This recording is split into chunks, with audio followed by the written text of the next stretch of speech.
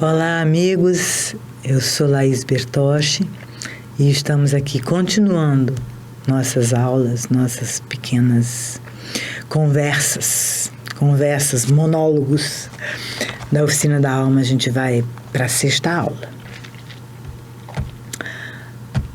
Antes, porém, eu gostaria de ler um texto. Edificações do livro Caminho, Verdade e Vida, pelo Espírito Emmanuel. O texto 76. Edificações. Vós sois a luz do mundo. Não se pode esconder uma cidade edificada sobre um monte. Jesus, Mateus, capítulo 5, versículo 14. O Evangelho está repleto de amorosos convites para que os homens se edifiquem no exemplo do Senhor. Nem sempre os seguidores do Cristo compreendem esse grande imperativo da iluminação própria em favor da harmonia na obra a realizar. Esmagadora percentagem de aprendizes, antes de tudo, permanece atenta à edificação dos outros, menosprezando o ensejo de alcançar os bens supremos para si. Naturalmente, é muito difícil encontrar a oportunidade entre gratificações da existência humana, porquanto o recurso bendito de iluminação se esconde, muitas vezes, nos obstáculos, perplexidades e sombras do caminho. O mestre foi muito claro em sua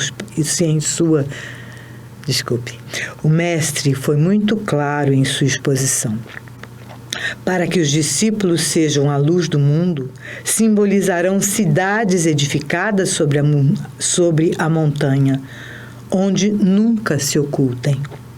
A fim de que o operário de Jesus funcione como expressão de claridade na vida, é indispensável que se eleve ao monte da exemplificação, apesar das dificuldades da subida angustiosa, apresentando-se a todos na categoria de construção cristã.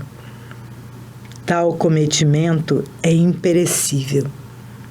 O vai-vem das paixões não derruba a edificação dessa natureza. As pedradas deixam-na intacta, e se alguém a dilacera, seus fragmentos constituem a continuidade da luz em sublime rastilho por toda parte, porque foi assim que os primeiros mártires do cristianismo semearam a fé. Belíssima passagem. E a gente vai falar... André Luiz agora vai falar alguma coisa exatamente sobre isso. A alma em si apenas se nutre de amor. Quanto mais nos elevarmos no plano evolutivo da criação, mais extensamente conheceremos essa verdade. Não lhe parece que o amor divino seja o tecido do universo? E isso a gente encontra em André Luiz, no Nosso Lar, no capítulo 18. Não é a mesma coisa que Emmanuel nos fala? E para isso, Emmanuel também fala aqui do nosso dever. E a gente vai falar exatamente sobre o dever. O dever, o caminho do dever ou Dharma. A lei da evolução. Quando o espírito reencarna, ele promete cumprir o programa de serviços do Pai. O dever cumprido é uma porta que atravessamos no infinito, rumo ao continente sagrado da união com o Senhor. André Luiz, Nosso Lar, capítulo 12. A lei do amor é aquela que nos devolve, nos traz de volta ao Mestre amado, ao Senhor Deus, a nossa filiação. O dever Dharma de cada personagem é caracterizado pelo grau de evolução alcançado pelo indivíduo, somado à lei que determina o desenvolvimento que ele deve atingir no período evolutivo da nova existência. Essas competências interiores serão reveladas através de pensamentos, palavras e ações. Então, o dever de cada um sempre vai estar ligado ao grau evolutivo que nós alcançamos. Uma pessoa que está no início do seu processo evolutivo, ele tem um dever diferente daquele que já está adiantado. Ele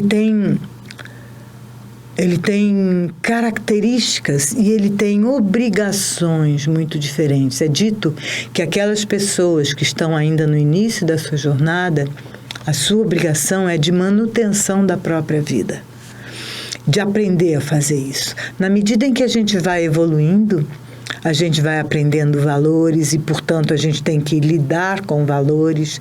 Depois a gente aprende, a gente tem que saber administrar não só nossa própria vida, mas o bem público. E depois a gente chega à posição de mestre, aquele que pode ajudar outros na sua jornada evolutiva. Essas palavras, essa colocação que eu fiz é baseado em Blavatsky, tá? Gente, por que eu coloco tantas coisas? Porque, na realidade, tudo é uma coisa só, em diferentes momentos. O dever de cada um, e a gente vai ver isso em Kardec, depende do seu nível evolutivo. As atribuições, olha só Kardec falando a mesma coisa que Blavatsky. As atribuições dos espíritos são proporcionais ao seu progresso. As luzes que possuem, as suas capacidades, experiência e grau de confiança inspirada ao Senhor soberano. Isso está em Céu e Inferno, no capítulo 3, claro, codificado por Kardec, no parágrafo 13. O dever cresce e irradia sob mais elevada forma em cada um dos estágios superiores da humanidade. Quanto maior a gente evolui, quanto maior a nossa posição e quanto mais a gente evoluiu na escala da consciência, quanto mais maior a nossa tarefa, maior o nosso dever, maior o nosso livre-arbítrio e mais prontos para expressar a grandeza do amado que nos habita. E nós vemos isso no Evangelho segundo o Espiritismo, essa frase está lá, dita por Lázaro, no capítulo 17, Sede Perfeitos, tópico 7, que fala do dever. Dever, ou lei de evolução. O dever, e aqui Lázaro de novo nos fala, o dever é a obrigação moral, primeiro para consigo mesmo. Lembra do amar primeiro a si mesmo e depois ao outro?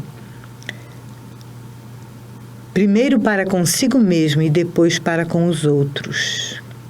O dever é a lei da vida. Encontramo-lo, nos mínimos detalhes, como nos atos mais elevados. Em tudo está essa lei, o dever, a lei da vida. O dever é muito difícil de ser cumprido porque se encontra em antagonismo com as seduções do interesse e do coração. Nosso egoísmo, nossos desejos, ainda no início da nossa jornada evolutiva, quando a gente está aprendendo a lidar com os desejos, e os desejos são importantes nesse primeiro momento, porque sem que tivéssemos desejos, nós não estaríamos aqui, nós não evoluiríamos nesse primeiro estágio de desenvolvimento. Mas ele é difícil de ser cumprido nesse momento. Tanto é que não se espera desses espíritos que estão nesse primeiro degrau, por exemplo, a justiça. A gente espera a fidelidade e a capacidade de obedecer, tá?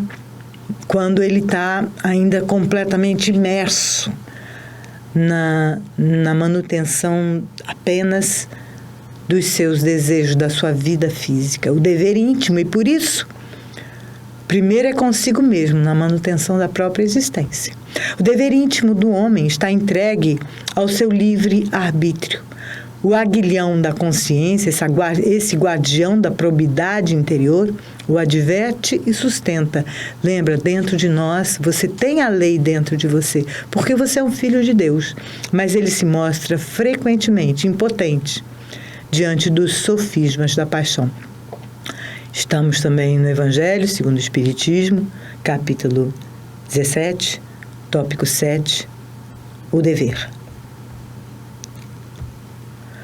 Deus criou todos os homens iguais para a dor, nos fala Kardec. Pequenos ou grandes, ignorantes ou instruídos, sofrem todos pelos mesmos motivos. Mas a igualdade em relação à dor é uma sublime previsão de Deus. Lembra que eu falei lá atrás que a dor era certa? A igualdade em relação à dor é uma sublime previsão de Deus, que quer que seus filhos, instruídos pela experiência comum, não cometam o mal, desculpando-se com a ignorância dos seus feitos. A pedra, o pau que bate em Chico, bate em Francisco, não é assim? Não existe o mesmo critério para o bem. Ao contrário do mal, que é infinitamente mais variado nas suas expressões. O Evangelho segundo o Espiritismo, capítulo 7. Capítulo 12, tópico 7.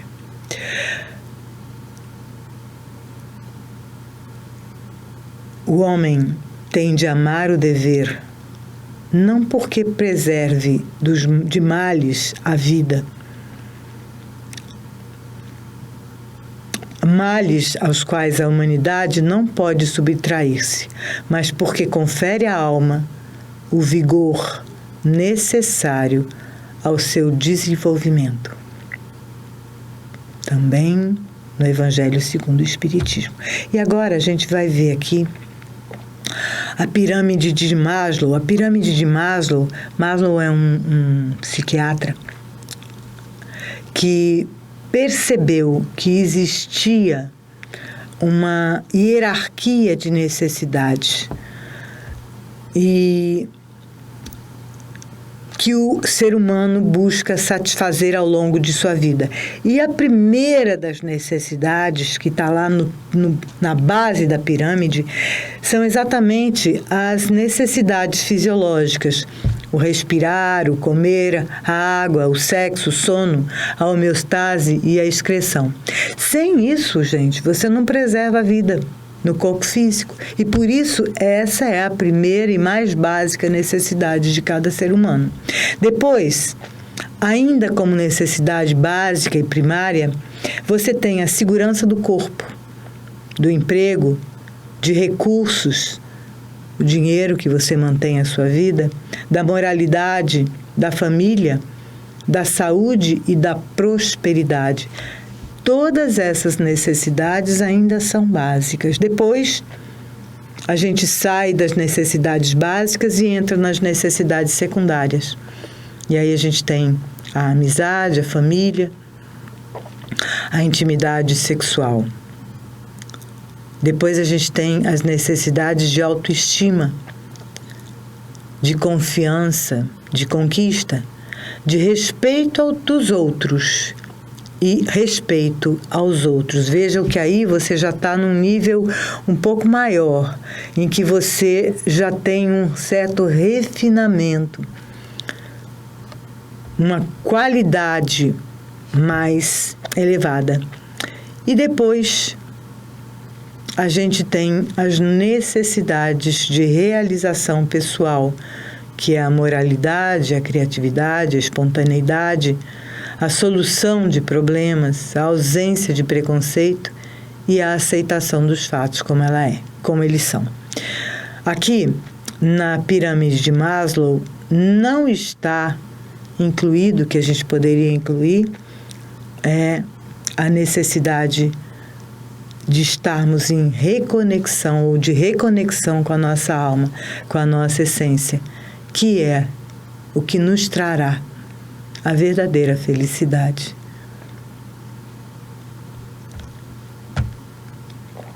Como precisar esse dever?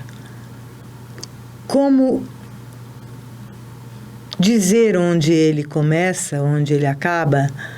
E qual é o dever de cada um de nós? Nós sabemos qual é, além desses que nós já falamos? O dever começa precisamente no ponto em que ameaçais a felicidade ou a tranquilidade do vosso próximo, e termina no limite em que não desejaríeis ver transposto em relação a vós mesmos. Lembra alguma coisa isso? Isso está no Evangelho segundo o Espiritismo, no capítulo 12, Sede Perfeitos, tópico 7. Mas lembra alguma coisa? Façais ao outro aquilo que desejarias que o outro vos fizesse, e não façais ao outro aquilo que não gostarias, que não desejarias que ele vos fizesse. Não é assim? Não é essa a grande lei? Essa é a maior. É a lei do dever, inscrito na nossa alma e que nos coloca em conexão uns com os outros e que torna a vida social tão importante para o nosso crescimento, para o nosso desenvolvimento, em harmonia. Sem essa lei, se nós não a temos, se nós não utilizamos essa máxima do Mestre Jesus, nós não conseguiríamos ou não conseguiremos viver em paz. Teremos medo um do outro, ficaremos assustados, amedrontados, ameaçados permanentemente. Mais vale, e mais um detalhe, a gente leu no livro Caminho, Verdade e Vida, que geralmente a gente se envolve muito e sabe a melhor forma do outro viver, mas a gente não olha para os nossos próprios deveres.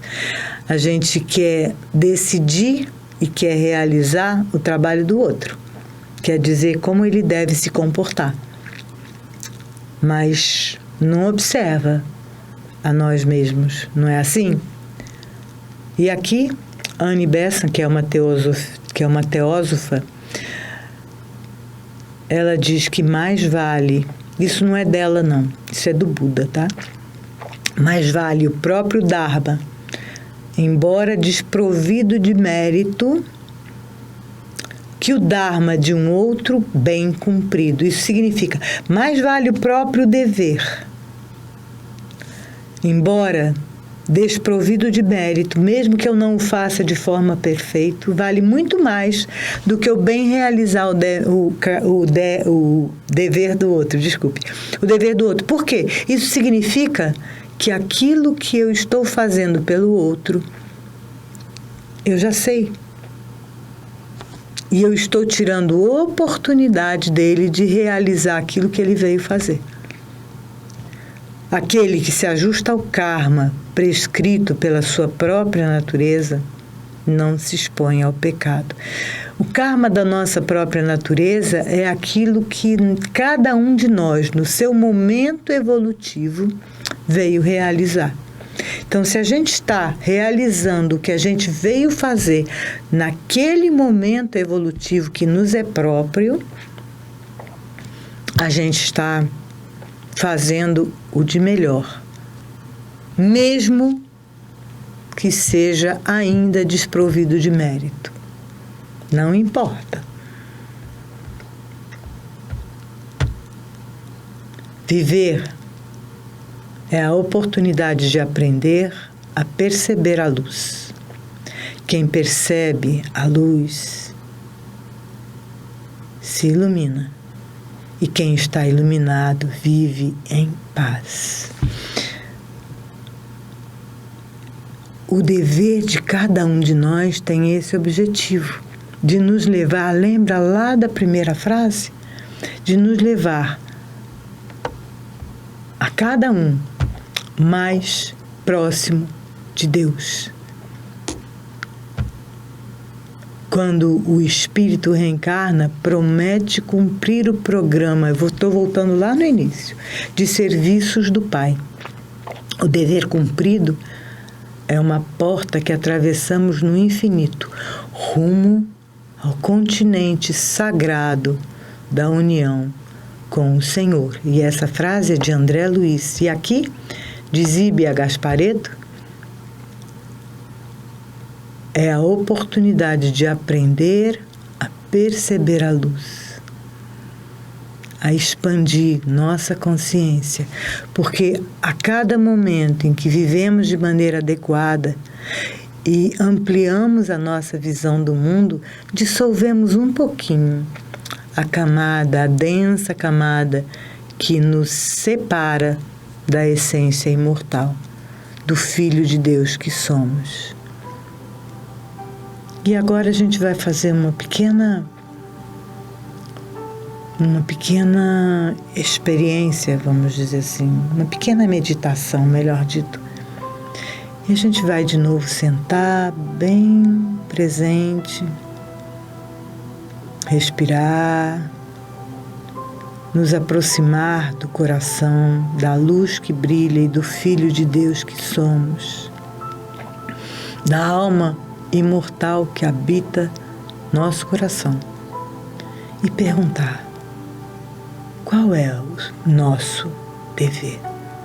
Qual é o nosso Dharma nesse momento? O que eu já sei, o que eu já aprendi e onde eu devo chegar? Qual é o meu caminho? O que eu vim fazer aqui nesta terra, e cada um de nós tem um caminho.